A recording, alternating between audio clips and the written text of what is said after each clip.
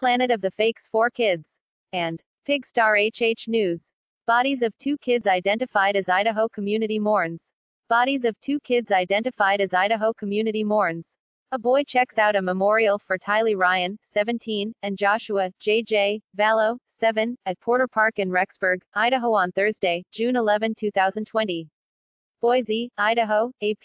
The bodies found this week at a rural property in Idaho are those of 2 children missing since last year, authorities confirmed Saturday.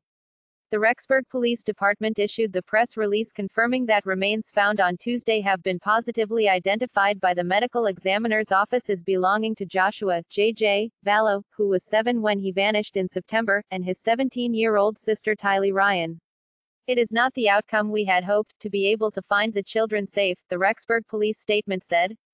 Police discovered the 2 sets of human remains after issuing a warrant at the home of Chad Dable, who married the children's mother, Lori Vallow Dable, a few weeks after the kids were last seen. Relatives confirmed to the media the next day that it was the children. For police, the grisly discovery this week marked a significant break in a months-long investigation into what happened to the 2 children. For relatives, their heartbreak was magnified. For cluster of small Idaho towns, it was the denouement of one mystery and the start of another. Where are JJ and Tylee? Right here, and yet irretrievably gone. Why are they gone? That may never be fully answered. I never thought it would come to this. I didn't think they were dead, said Tylee Olson, a specialty cookie baker who has closely followed the case and after hearing about the bodies, planned a vigil to mourn the kids who disappeared from Rexburg. It's just sparked a lot of sadness in our town. The children's mother, Lori Vallow Dable, has been in jail since February on felony child abandonment and other charges. Her new husband, Chad Dable, was charged with concealing or destroying the bodies after police searched his rural property Tuesday. The remains have yet to be formally identified, but family members told news outlets that they belong to JJ and Tylee. We are filled with unfathomable sadness that these 2 bright stars were stolen from us, and only hope that they died without pain or suffering, the families wrote in the statement. Kay and Larry Woodcock, JJ's grandparents, worked for months to keep the search for kids in the limelight. With this week's discovery, they have withdrawn to grieve. The family is not doing any interviews right now, said Felicia Duell, who is acting as their spokeswoman. They're asking everybody to kind of respect that. The complex case transfixed the public with its ties to the mysterious deaths of the Daybells' former spouses and the couple's doomsday beliefs. It began with Lori Daybell's brother shooting and killing her estranged husband, Charles Vallow, in suburban Phoenix last summer in what he said was self-defense. Vallow was seeking a divorce, saying Lori believed she had become a godlike figure who was responsible for ushering in the biblical end times.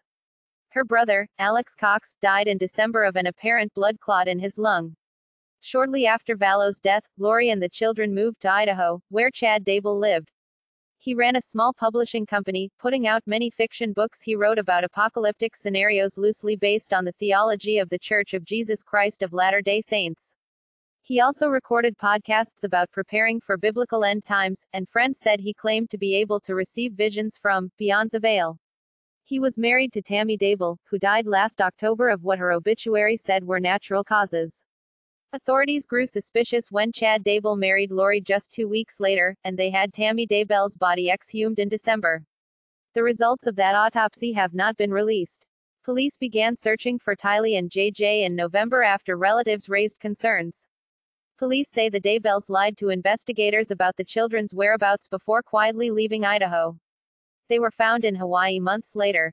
Investigators haven't released any new details since the remains were found.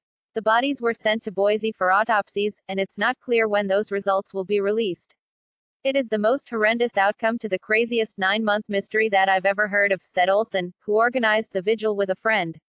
Those kids deserved better, and we're going to do everything we can to get those kids justice. Olson arranged to have the vigil in a parking lot in Idaho Falls, close to the town where the kids lived, hoping it would provide enough space for people to feel connected while remaining socially distant. People gathered Friday night, wrote notes to the children, burned candles and listened to In the Arms of an Angel, according to the Idaho Post-Register. It's taken our town and turned it upside down. It's all you hear about all day long, and you don't need to know them to feel affected by it. It's in the air, she said. We're just doing our best to stick together, especially in the hard times.